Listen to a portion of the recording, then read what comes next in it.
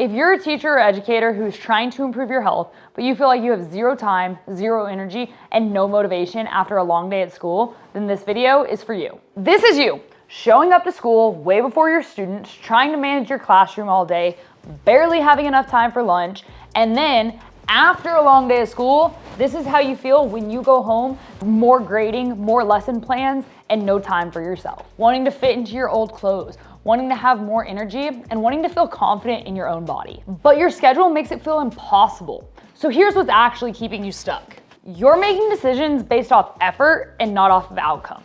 Those effort-based thoughts always show up first because that is what your brain is trained to look for. So if you keep letting that thought win, nothing's gonna change. Those effort thoughts sound a lot like, I've had a long day, I'm tired, I'll start Monday, I'm gonna go out and grab something fast for dinner tonight, or I'm too busy to cook. If you stop there, you're gonna stay there. Let's just say it's 4:30 in the afternoon. You've been with students all day.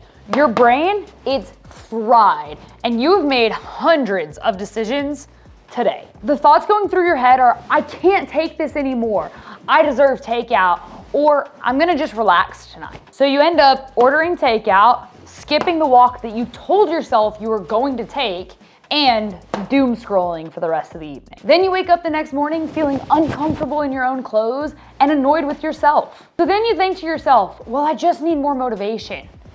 Motivation is not the issue. It's because you're constantly thinking about the effort instead of the outcome. Now zoom out. In 6 months, your body doesn't change, your energy does not improve, you're still uncomfortable in your own skin, and you feel out of control every single night. Not because you can't do it, but because you keep choosing relief over results.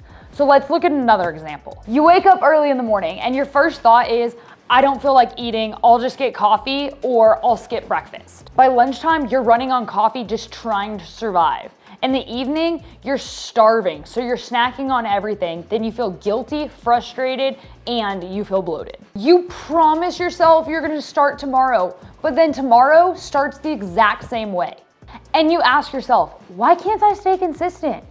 You can't stay consistent because you're making decisions based off how you feel in the moment, not based off where you want to be in the future. Here's the real explanation. Your brain is designed to protect you and keep you comfortable right now.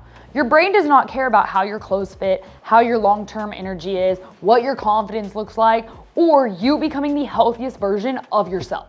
What your brain actually cares about, it cares about confidence, relief, and ease. So your first thought is to always push you towards what feels the most comfortable. And if you never question that first thought, then you're gonna stay stuck.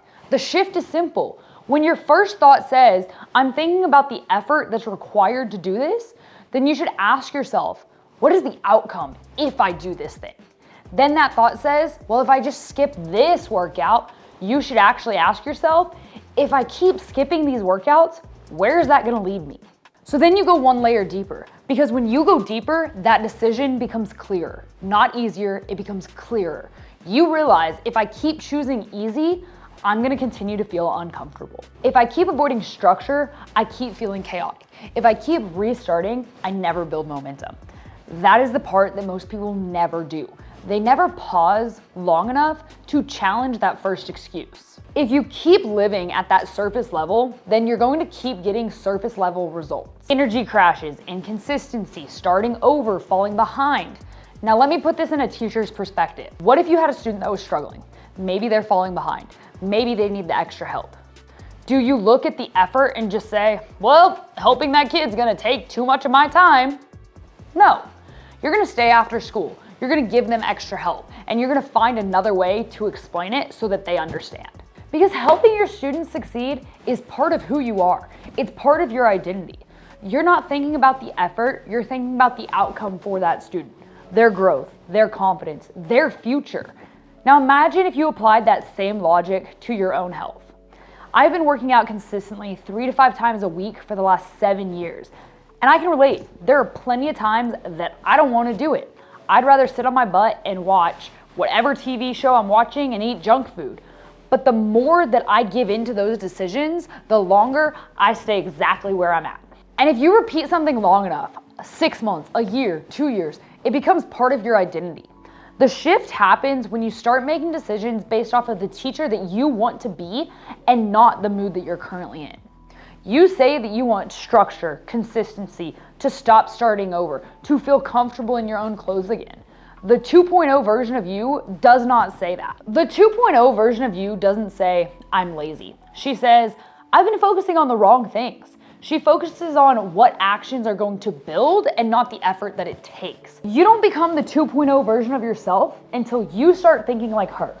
And that's what we are going to help you with. Not just workouts, not just nutrition. We help you learn how to think one layer deeper than your excuse in real time. So if you are tired of repeating the same cycle, I hope that this perspective helps. And if you want to talk about what's actually holding you back and what it takes to finally create a routine that works for your schedule as an educator, feel free to book a call with me.